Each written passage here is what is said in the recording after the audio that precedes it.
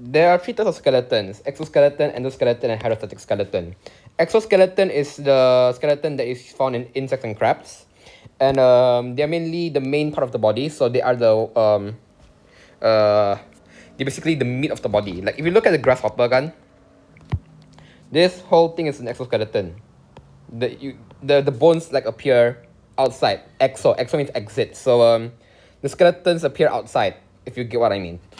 And then if the skeletons are inside, there's endo. So humans have endoskeletons, and the function of an endoskeleton is to make sure that your body shape is maintained, protect your internal organs, and to support soft body tissues. Because this skeletal system, this endoskeleton, is very hard, and it protects the internal organs from getting squished.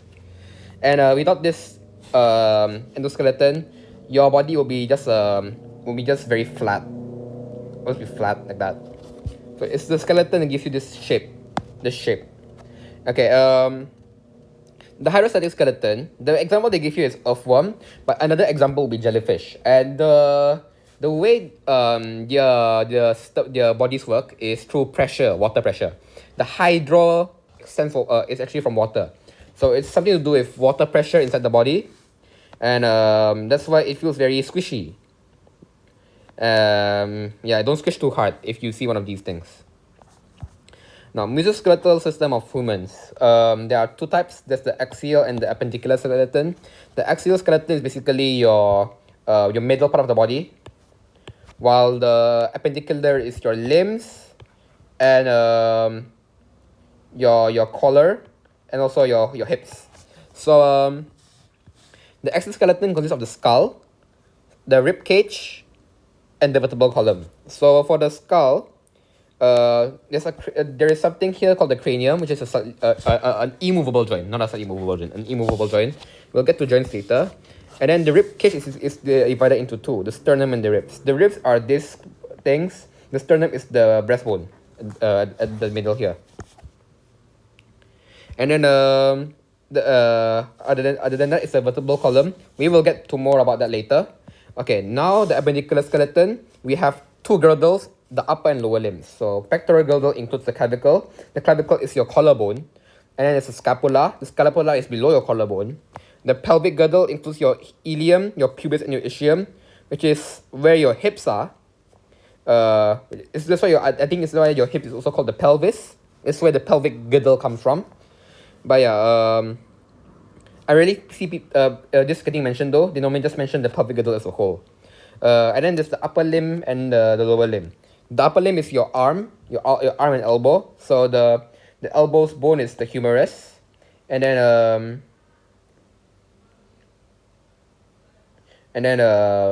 there's the radius and the ulna. So the radius is actually connected to the hands, while the ulna is not really connected that much. So the way you want to find out which one's the radius, which one is the ulna, is find out if what is the radius connected to. If the radius is connected to the thumb, if the bone is connected to the thumb, it is the radius. And how do you know it's the thumb? First of all, you have to know what are carpus, metacarpals, and also phalanges. So the thing at the very end of the thumb, so this is the thumb, right? The front, this part of the thumb, not the thumb, the hand. You know how you have a hand, right? 1, 2, 3, 4, 5. This part is this part like the wrist, the knuckle part. Okay, the knuckle part here, that's your carpus. And then this whole thing is your carpus. And then the metacarpal is the finger's first part.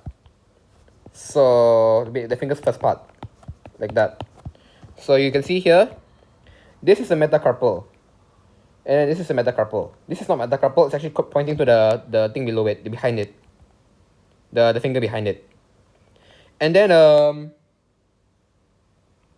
after the things after the metacarpals are the phalanges. So this is a phalange, this is a phalange, this is a phalange. So there are usually 3 phalanges. So 1, 2, 3, 1, 2, 3, 1, 2, 3, 1, 2.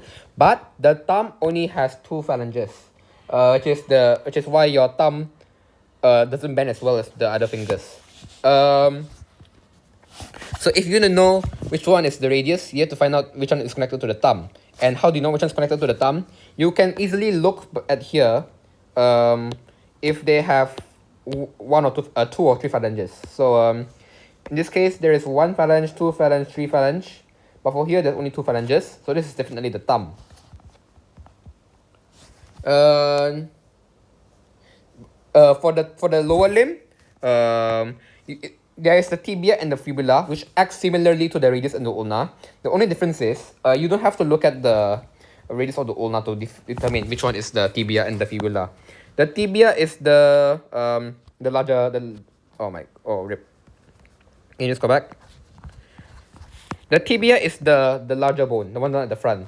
The one behind it is the fibula, and the kneecap is called the patella, while the leg bone is called the femur. So the femur, the femur, patella, tibia, and fibula consist of make your leg, and then for your foot, it again is similar to the hand, where you have tarsals, metatarsals,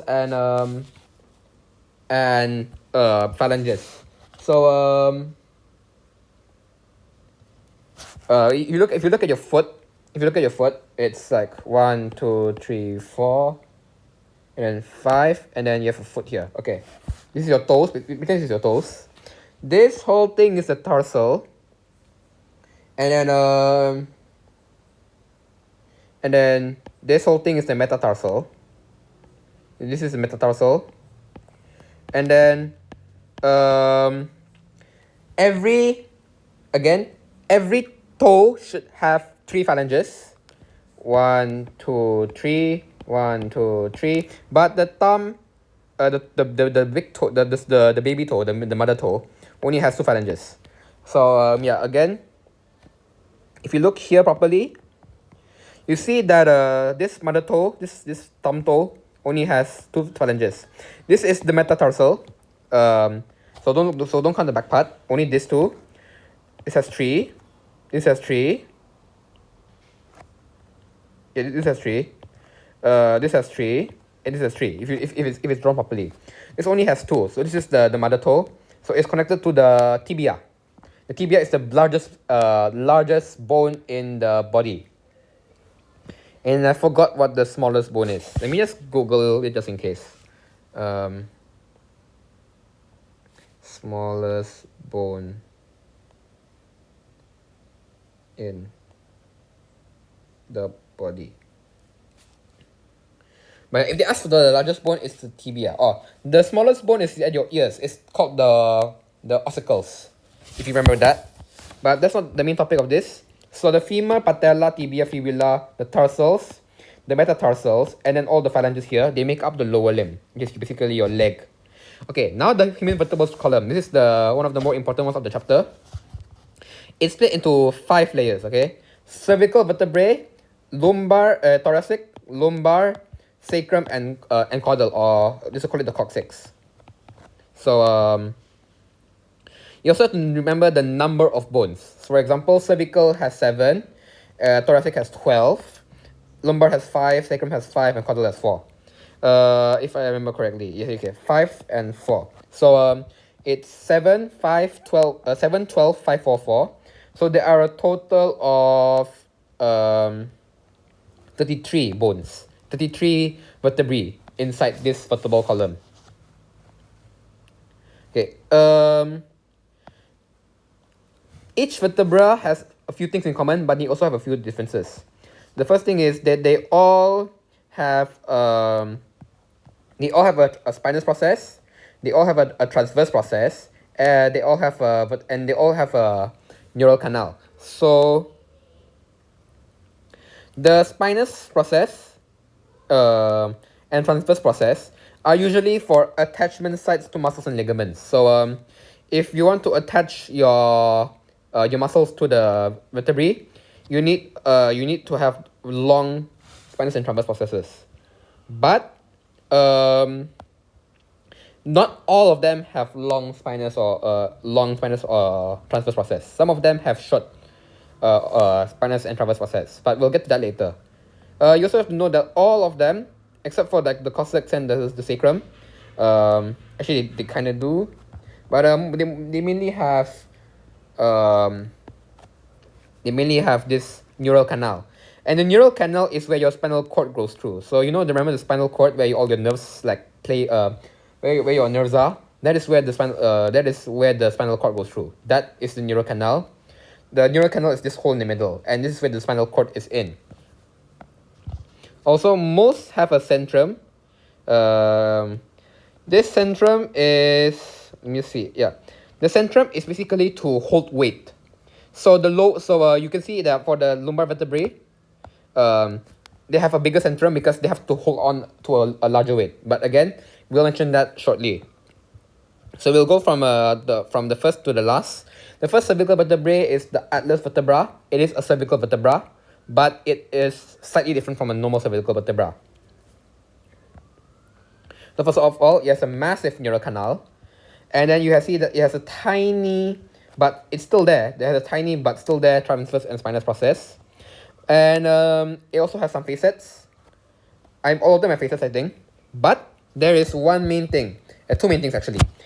The atlas has no centrum. I mean, it is the highest part of the system, so it doesn't really need a centrum because it's the highest part. It's the other vertebrae that is holding the atlas from falling apart. If you get what I mean is, the centrum is to support the other vertebrae, but there's nothing to support for the atlas, so it doesn't have any. The main component of this is that it has no centrum and a huge neural canal, and then it also has this transverse foramen or transverse foramina, and this transverse foramina is where I think it says. Yeah, let me see if I wrote it down. I don't think I did. I mean, I wrote that in my textbook. I wrote that in my textbook. This is where nerves and blood vessels pass through. For here is the spinal cord. For here is the nerves and blood vessels. The smaller canal, the smaller foramen is called the transverse foramen. It is the pathway for nerves and blood vessels. For axial vertebrae, it is the second one, and this one it has a tiny centrum. Yeah, it's so small. I don't even know which one is the centrum. Actually, no. I don't think it even has a centrum. Yeah, it doesn't have a centrum. But what it does have is an odontoid process. This odontoid process is attached to this part of the atlas vertebra, this part. So it's to hold it, to make sure it doesn't fall out. Because yeah. Okay, actually I don't know why. But other than that, it's just the same. It has a short spinous process. It has a short spinous process, but then it is quite large. It's quite big, but it's short. And then its transverse processes are also very small. You can see here they're almost non-existent, but they also have transverse foramen because it's a cervical vertebrae thing. And then again, an odontoid process that articulates with the facet of the atlas vertebra's neural canal. So okay, it's an odontoid process that articulates with. I searched what articulate means, and it's something to do with attach, but not really. It's like it's like if you have like a can, and then you put a smaller can, but not the exact same size. It's just smaller, but not almost the same size or not too small.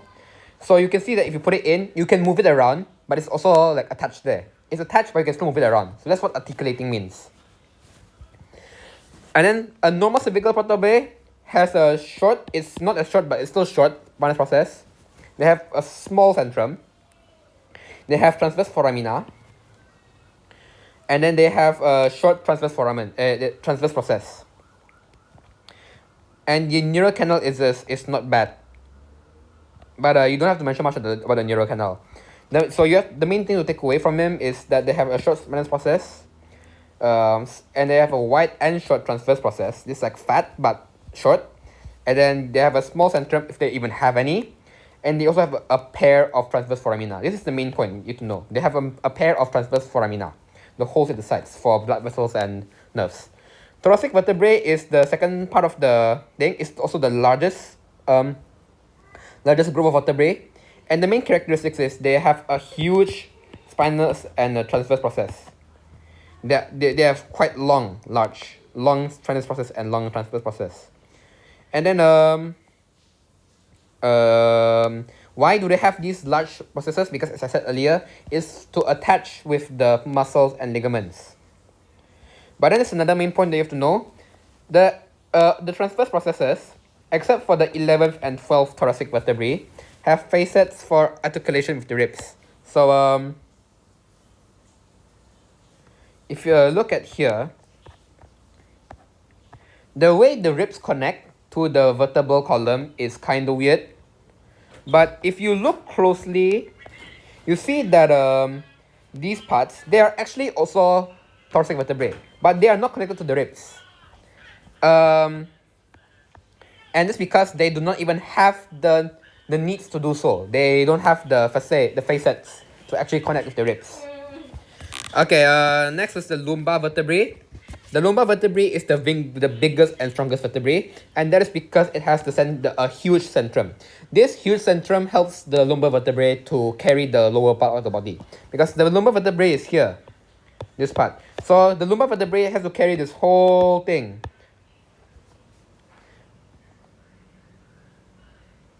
Okay, a large centrum to bear the weight of the lower back. Actually, not the whole thing, but lower back is basically here, around here. But you have to know that it is to bear the weight of the lower back. This centrum is to bear the lower back of the body. Also, it doesn't have that long of a transverse and spinous process. It's quite small. Quite short.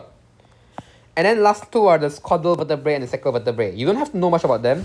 Sacral has 5 bones and caudal has 4 bones, and they're both triangular shaped, and they're all fused together. That's it.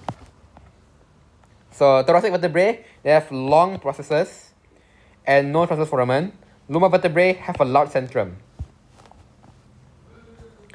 Okay, how are these bones joined together to form the skeleton?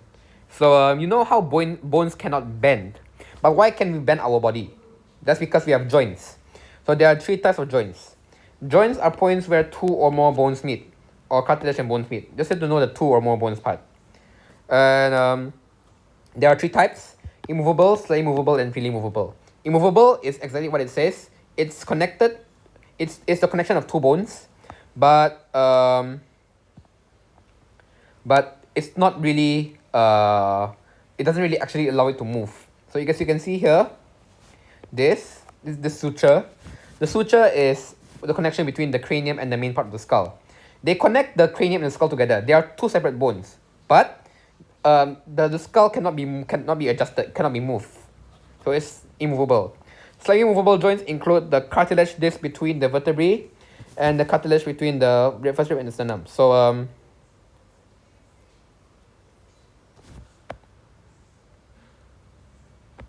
cartilage between the vertebrae. So it's this part.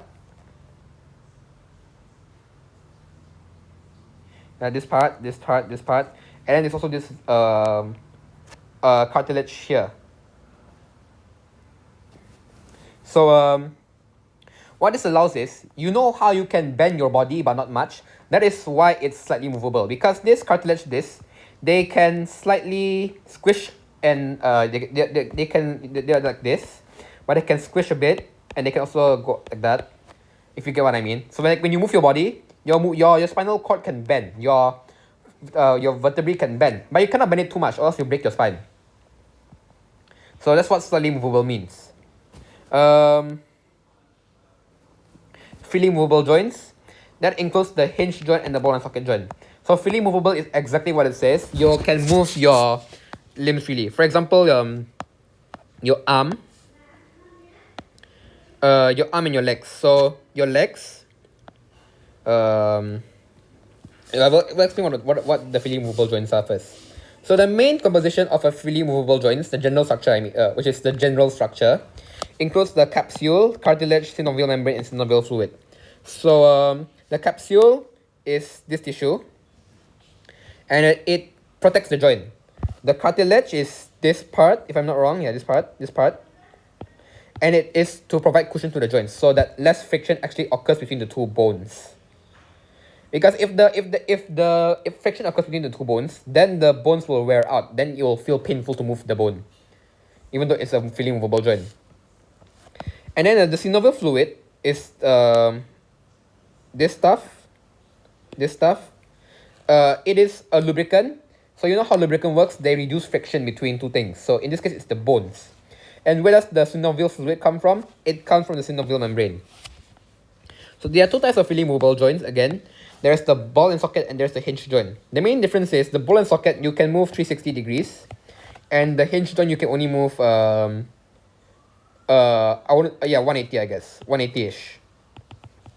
Or more exactly, for ball and socket joint you can make a circle, but for hinge joint you can only make an L shape. So for example, if you were to move your whole leg, if you were to move only your kneecap, that is your hinge joint, the kneecap, because it only moves up and down. Allows movement in one plane. Hinge is in one plane. So for example, the patella, the kneecap. It is a type of hinge joint where you can only swing it back and forth. Other examples, the elbow. If you move your elbow, which is your arm and the middle thing, the elbow is also a hinge joint. You can move it up and down, and then the phalanges.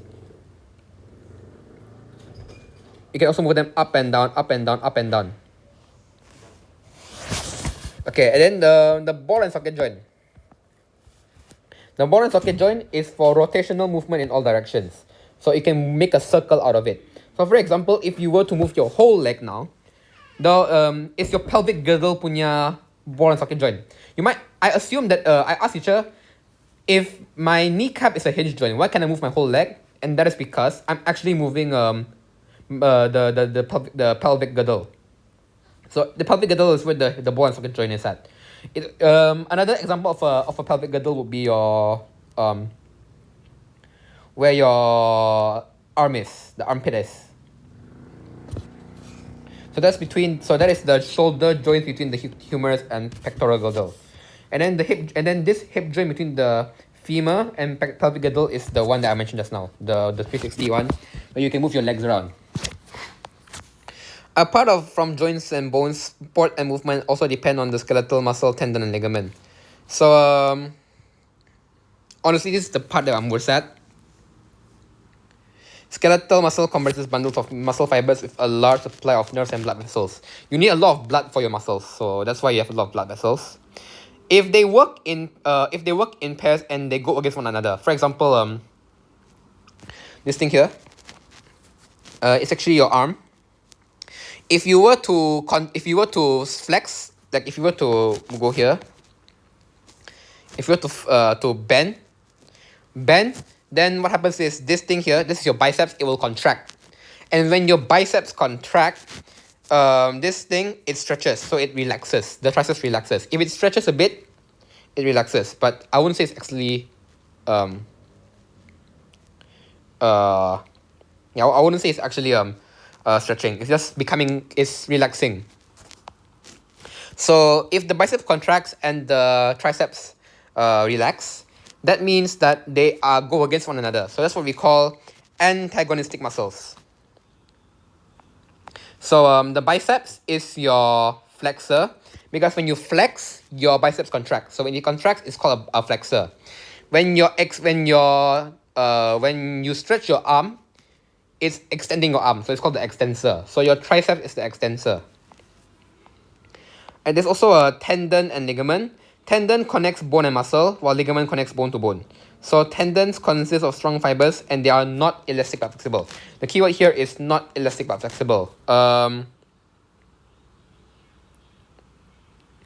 Again, I'm not going to be one to explain it. You just have to know that they're not elastic but flexible. But the difference between tendon and ligament is elastic. They're both flexible, but ligament is elastic. Ligament is for connection between uh bone to bone.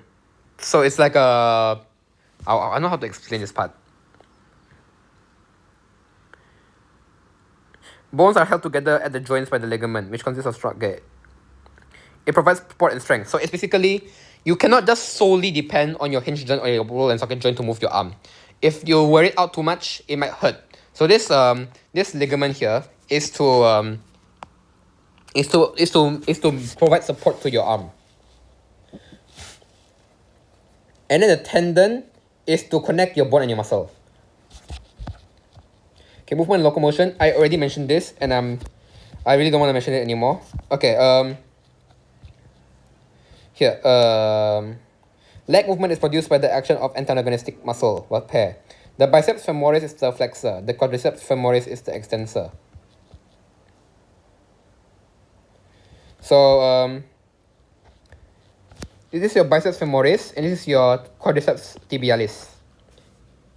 Quadriceps femoris.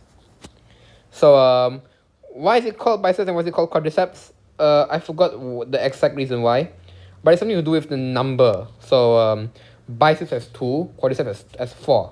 I forgot what do they have exactly. But yeah, the biceps is, in this case, is your flexor. That means if you were to stretch your knee, if you were to squish your knee, then it will bend it, right. So when it bends, that is the flexor, and the flexor is called the biceps femoris, while the quadriceps femoris is for the extensor. So what happens is, when you're walking, once you lift your foot off the ground, your right calf muscle will contract. So that's why you'll feel something contract here, and that's because you want to lift the foot off the ground. So when you lift the foot off the ground, it starts contracting the leg. The leg starts to bend. So that's when the biceps femoris starts to contract. And when it contracts, it pulls the femur. The femur is this part. So it pulls it upwards. This whole leg goes upwards. So that's when your right leg is lifted. So now what happens is, as the right leg leaves the ground, the body weight is not supported by the left leg. Okay, so so when you lift up the ground, the weight normally goes to your foot, right? But now your foot is on the ground. One of your feet is on the ground. So instead, all of it will go to one foot. So for the foot to handle it better, it will straighten itself to make sure that it's able to handle the weight. Because if it's bent, you might fall out. You might end up going crack, and you don't want that to happen. You want it to be straight. So the way that happens is, when your biceps femoris contracts off from the right leg, the quadriceps femoris of your other leg straightens instead. Actually, no, not the other leg. It's the same leg. So after you pull up the femur, after you contract your biceps femoris, you're in the air for a while. After that, your leg will straighten up again, and that is because of the quadriceps femoris contracting. Because it contracts, so it contracts. When it contracts like this, it pulls the leg to become straighter. And then after that, this also contracts the tibialis, and what the tibialis does, it brings down the heel. So when it brings down the heel, it causes the heel to touch the ground. So when it touches the ground, then the same thing happens, and then it repeats for the left leg. So when this touches the ground, the left calf muscle contracts, lifting the heel. The ball of the left foot pushes against the ground. So after your right foot hits the ground, your calf starts to contract for your left foot, and then it'll lift this one up instead. And then the whole process starts over again. Okay, I think this is the last part of the topic that you have to know. or other than the diseases are. Mechanism of locomotion in animals. For fish, you need to know what is a myotome. A myotome is W-shaped muscle segments. And myotomes are also antagonistic. That means they go against each other. So what happens is you have myotome on the right and myotome on the left. So when your myotome on the right contract, it pulls it to go this way. And then when these contract, when these pull out, this relax. So when your right myotome contracts, your left myotome relaxes. So it causes your fin, the fin of the fish, to go to the right, to the left. It's actually to the left. It starts like this, and then it becomes like this. So it's from right to left. And then after that, after it goes to the left, your muscles on the right contract instead. So when you contract on the right, then it will get pulled to the right as well instead. So it's what happens here. And then this process continues. So it's right, left, right, left, right, left, right, left. So that is what antagonistic muscles do. As you see here. When the right myotome contracts, the left relaxes and the tail is flipped to the left. As the myotome on the right contracts, the one on the left relaxes. Yeah, wait. Okay, this is a correction. It should be left, right, and then and right. Because this is left. So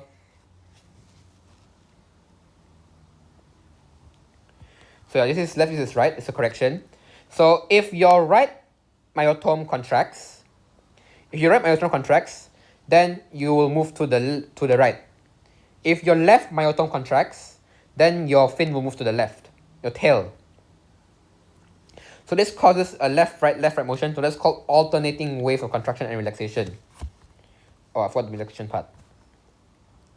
So that's why the fish moves from side to side. And this is how the fish swims.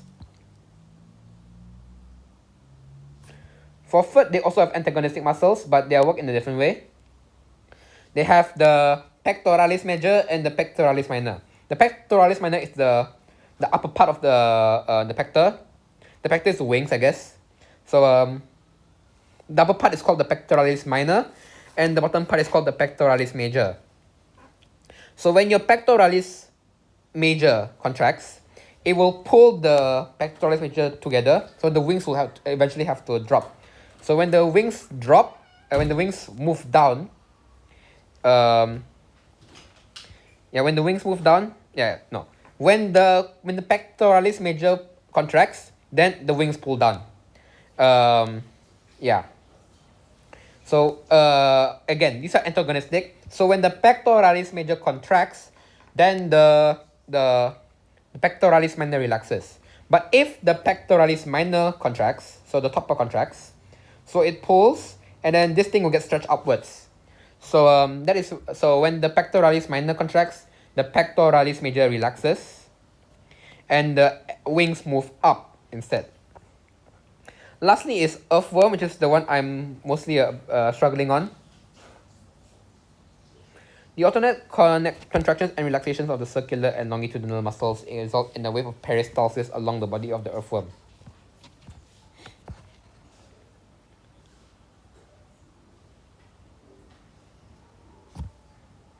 Okay, so this is the posterior anterior. Okay, posterior anterior. Forgot already.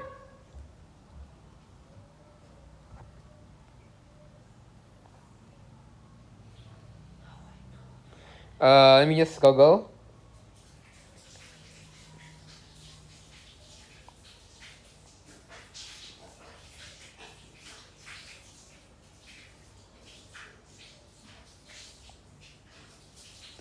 Anterior means near the front, posterior means near the back. Okay, so this is the posterior, this is the anterior. So what happens is, the posterior longitudinal muscle contracts and the circular muscles relaxes. The earthworm becomes shorter and thicker. So this is a circular muscle. and then the outside is called the longitudinal muscle. So what this means is the longitudinal muscle is the one that makes the earthworm longer. The circular muscle is the one that makes the earthworm look bigger, like this. So this increase in size is caused by the circular muscle, while the length of the earthworm is decided by the longitudinal muscle. So in this case, the posterior longitudinal muscle contracts and the circular muscle relaxes. So since the longitudinal muscle contracts, that means it stays together, it compresses. So when it compresses, you can see here, this and this, they become more clumped up. They become more clumped up because the longitudinal muscle has contracted, so it becomes shorter. So shorter, and then since the circular muscle relaxes, it becomes the circular muscle relaxes means what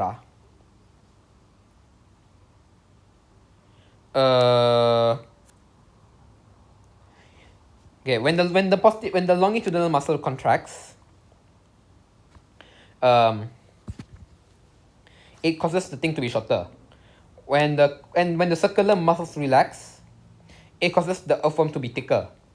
So the thickness is caused by the earthworm's circular muscle. The longitudinal muscle causes the length to be shorter. The setae at the posterior segment anchor to the ground, while the setae at the anterior segment release their hold of the ground. So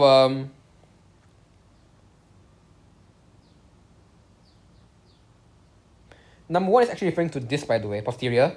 This one is number 3, I think, but we'll get to that later. So again, when the posterior longitudinal muscles contract, it causes the length to be shorter.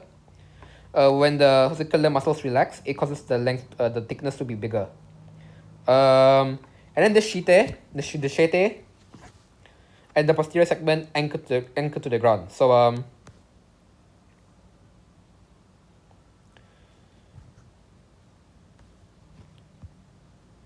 me see.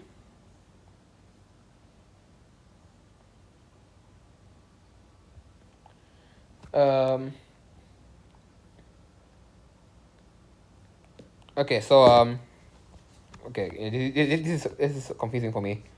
So the setae at the posterior segment anchor to the ground. So what happens is here, I think the names are changed. This should be anterior, but I'm gonna check the book again just in case. Okay, so this part, when this contracts and relaxes, when this part becomes shorter and thicker, it sticks to the ground, and then what happens is this part here takes off the ground. So when they take off the ground,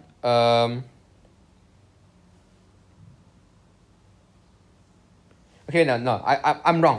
Let me just do this again. Okay, this is confusing for me. Okay, so what happens is here, this is the posterior means back part, anterior means front part. So the earthworm becomes shorter and thicker because the longitudinal muscles contract, so it becomes shorter, and then the circular muscles relax, so it becomes thinner and thicker. And what happens is the posterior the setae is the legs. The setae is the legs, and the setae stick on the ground at the posterior segment. So this part here sticks on the ground. So it anchors, but this part here, it lets go of the ground, so it is not anchored towards the ground. So we have one part sticking on the ground, the front part is not sticking. Then the circular muscles at the anterior segment contracts and the longitudinal muscles relax. So you know how the longitudinal muscles are squished together now, so it becomes shorter. Now it relaxes, so it goes back to normal, so it extends like that. So when it relaxes, it spreads out, and when it spreads out, the length goes from this to this, so it increases in length. And then when the longitudinal muscles relax, the circular muscle contracts. So when the circular muscle is The circular muscle is like this. It's like this. It's thicker. Now it contracts. So it becomes smaller. So that's why your front part becomes longer and thinner, because the circular muscle contracts and it causes the thing to become thinner, while the longitudinal muscle relaxes, so it extends the length, so it becomes longer. So this part, when it lets go of the ground, it becomes longer and thinner. Since it becomes longer, it will extend off. It extends forward. So it extends forward, and then after that, it will stick to the ground instead here. So first of all, this part, this part here, it contracts. The longitudinal muscle contracts and the circular muscles relax, so it becomes shorter and thicker, and then they anchor on the ground, while the front part releases its hold of the ground. After that, it extends. The way it extends is by relaxing its longitudinal muscles, so it becomes flatter or more stretched out, more back to normal. While the thing becomes thinner, the circular muscles become thinner. I mean, the earthworm becomes thinner because the circular muscles contract, so they become smaller. In that sense, and then because it's off the ground and it's extending, so it extends forward, and then what you will get is something like this. It's longer than these two. So this is on the ground. This is already extended, so it's longer than this. After that, the shite at the anterior segment anchor instead. So here stays on the ground, and then this tries to catch up by releasing its hold off the ground. So it releases its hold off the ground, so it lets go. And when it lets go, it gets pulled to the front. And the way it gets pulled to the front is because the longitudinal muscles contract again. So when it contracts, it moves in front. And since the circular muscles relax, it becomes thicker. So it goes back to number one. So again, at the first part, your behind part, the back part of your earthworm, it is short and thick. After that, it sticks on the ground, and the front part extends. After the front part extends, it sticks on the ground, and after it sticks on the ground, the back part catches up by contracting. So it gets pulled to the front. So that's how earthworm moves. Okay, I think the last one for this is the grasshopper. Okay, grasshoppers punya grasshopper punya antagonistic muscle is attached to the inner surface of the exoskeleton. The flexor bends a joint while the extensor straightens it. The muscular and long hind legs of a grasshopper are adapted for jumping and leaping. So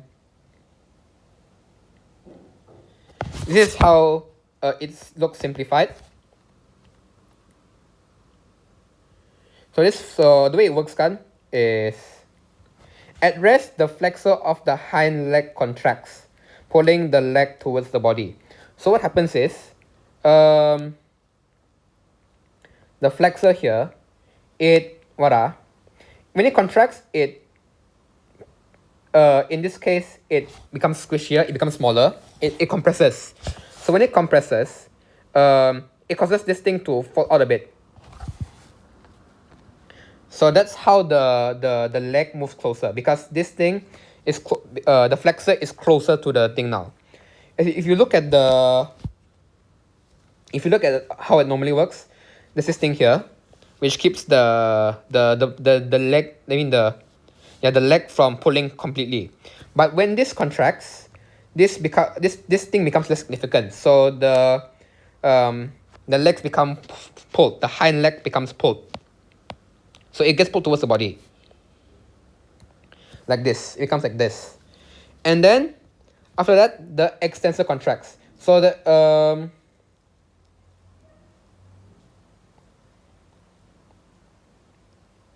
extensor contracts.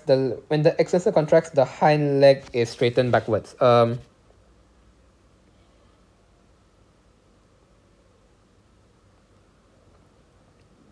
Wait, let me just look at this again. So before the extensor contracts, you can see that the grasshopper is in a Z shape. The legs are close to each other. The legs are close to the body. So this one is ready to jump. And then when the extensor contracts, the hind leg is straightened backwards. So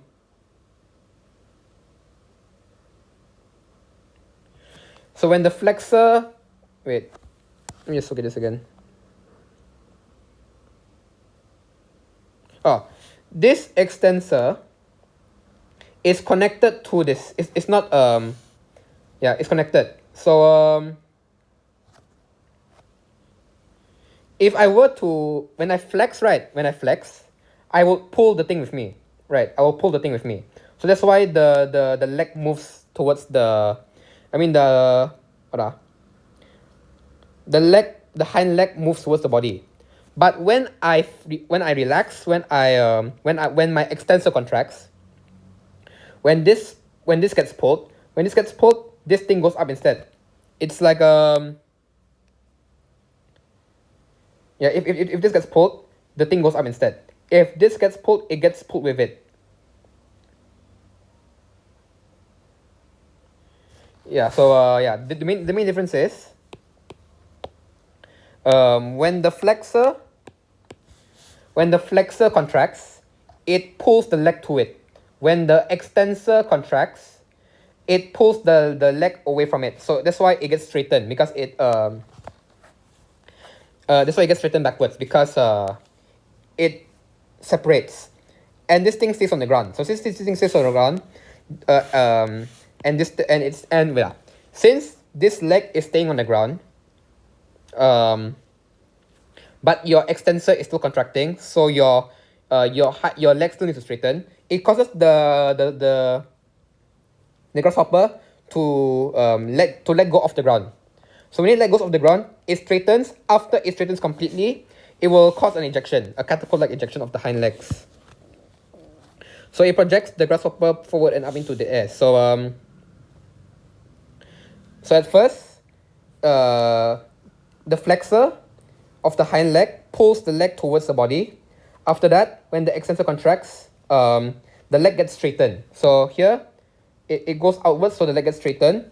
When the leg gets straightened, it jumps out, and it causes this catapult-like ejection. So that's why it can jump in the air. Okay, last one. Health issues related to human musculoskeletal system. Mainly, there is osteoporosis. Osteoporosis means weak bones. The reason why you have weak bones is because you don't have enough calcium, you do not have enough phosphorus, you do not have enough vitamin D.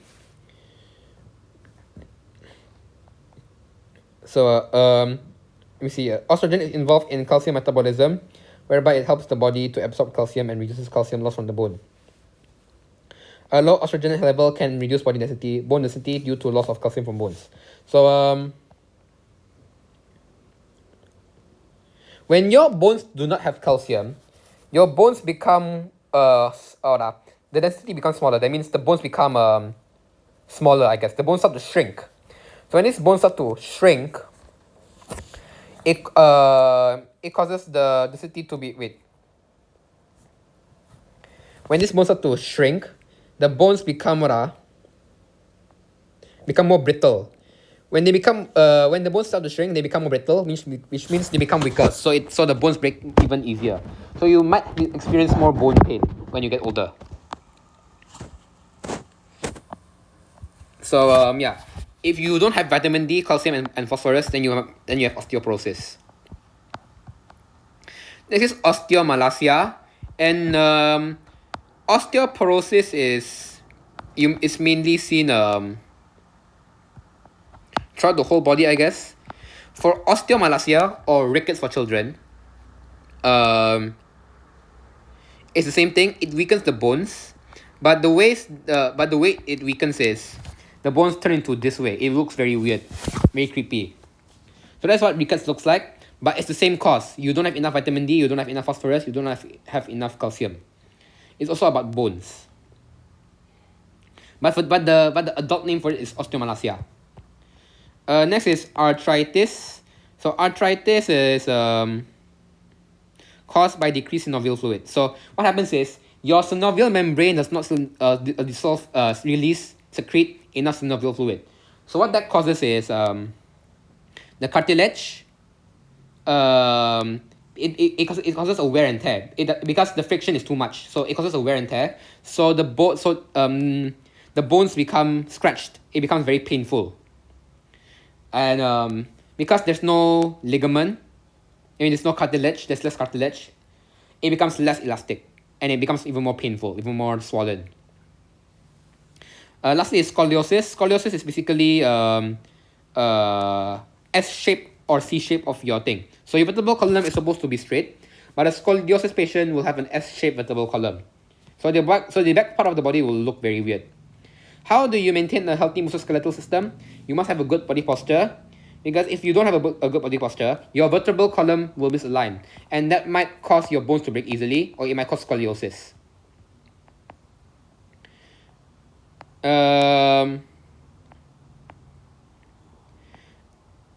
Next one is proper attire. You want to wear attire that is comfortable for your body. If you wear attire that is very hard to fit, it will restrict your blood circulation, and your skeletal system will not get enough blood vessel. Will not get enough nutrients. Thirdly is to, of course, exercise, and also to eat a balanced diet. I'm sure most of you probably know that, so I'm not going to talk about it much. So yeah, when you want to look at your phone, I'm not doing it right now. I'm doing the wrong part. Do not look down. Do not bend your head. Because if you do that, then your vertebral column will be misaligned, and then it will be painful. I get this a lot every night. If I sleep late, and I get it a lot because I normally bend my